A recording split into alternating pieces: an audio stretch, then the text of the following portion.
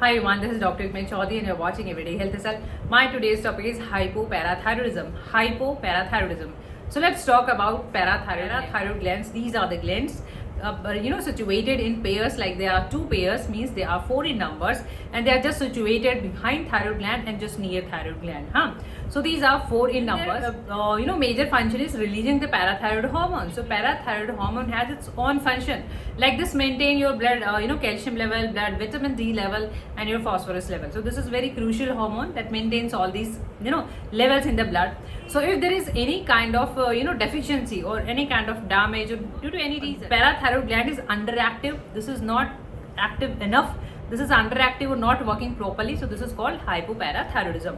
And their causes can be different. Like this can be due to any injury to parathyroid and surgery, after a surgery of nearby tissues or parathyroid gland, or whole body resistance. So there is whole body resistance is seen, and sometimes this runs in the family, so hereditary one of the reason. And sometimes post radiotherapies, after having radiotherapy sessions, you develop hypoparathyroidism.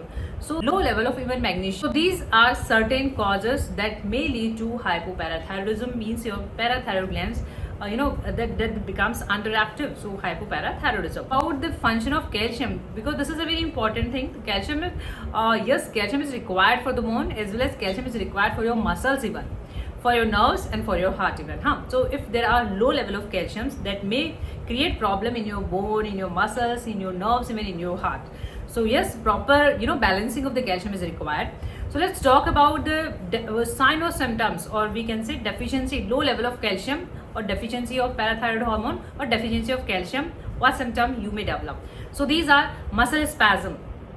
You may have muscle spasm, or even you may have muscle cramps. Muscular cramps are there, and sometimes even there are heart related problem, like you may have low blood pressure, you may have irregular heartbeat, or sometimes even your low heartbeat, and sometimes even anxiety and depression. And if you talk about the nerve related symptoms, you may have numbness, or numbness and tingling. There are nerve problems, like you're having, there's less feeling, or you have numbness, there are tingling. These are the symptoms.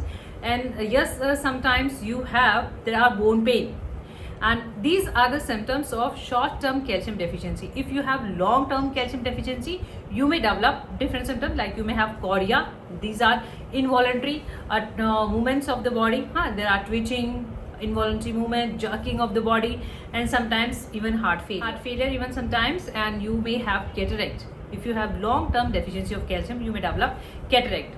Dental problem as well as bone problem. So these symptoms you may develop if you have long term calcium deficiency. Diagnose the condition, like you are having hypoparathyroidism. Your parathyroid hormone is checked, your calcium is checked, your blood calcium, vitamin D, phosphorus levels, these levels are checked, and so blood tests are done, and vitamin D level is checked. The main function of parathyroid is that this maintain your blood calcium, vitamin D, as well as phosphorus level. So if there is any problem, if the hormone is low, so you may have low calcium. What is the treatment approach? This is a calcium deficiency. Major the sign is calcium deficiency, so you are given supplement, and just try to have natural food that those are high calcium, those are rich in calcium, in comparison with the artificial or supplements, because your body absorbs natural calcium more fast. So there are result with supplementation, and you may have a dairy product, you may have tofu, you may have almond, or yes, thick greeny vegetables. You may have supplements, you may have rest. You can discuss with your dietitian, and just have low phosphorus diet, low phosphate diet, as phosphorus interrupts the calcium absorption. So you just have low phosphorus diet. And these are fizzy drinks, so just avoid fizzy drinks, or any processed food, just avoid these kind of food. In homeopathy, what are the homeopathic approach? So you are given certain kind of medicine. Obviously, we have a vitamin D supplement, so you may use these medicines. So if you're watching on YouTube, you may find medicines link below the description box. These are homeopathy medicines. These are available only on homeopathy doctor clinic or homeopathy pharmacy, not in general pharmacy or general store. And you don't have to use all the medicine, not required. Just use according to your case, whether you are having calcium deficiency or vitamin D deficiencies. So if you have vitamin D deficiency, this is the medicine. Paxon's homeopathy, vitamin D homeopathy. Just take one capsule after having breakfast. So you can use this way. I think this video can give you some amount of help. If you find this video knowledgeable, informative, please like, share and subscribe my channel for further notification. Thank you for your time. Thank you for watching. Keep watching, keep supporting. Thank you so much. Thank you.